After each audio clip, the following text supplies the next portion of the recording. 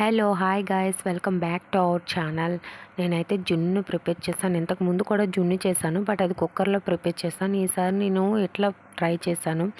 మన పల్లెటి విలేజ్లో ఉంటే ఆవుకు బిడ్డకి జన్మనిచ్చిందంటే చాలు, మనకు జున్ను పాలు అయితే దొరుకుతుంది. బట్ అదే మనం సిటీలో ఉన్నట్లయితే స్వీట్ షాపుల్లోకి పోయి ఆ పౌడర్తో ప్రిపేర్ చేసే జున్ను మాత్రమే దొరుకుతుంది. బట్ ఎంత ప్యూర్ ఆవు పాలతో చేసి అయితే మనకి ఇవ్వరు కదా ఎక్కడ కూడా.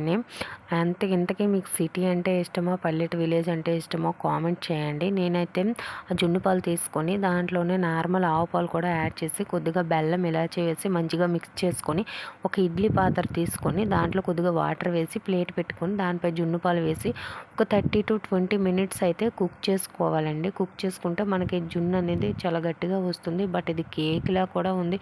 నిజంగా టేస్ట్ అయితే చాలా బాగుంది. మీరు కూడా ఒకసారి ట్రై చేయండి. వీడియో నచ్చితే please like, share and subscribe my channel. Thank you for watching.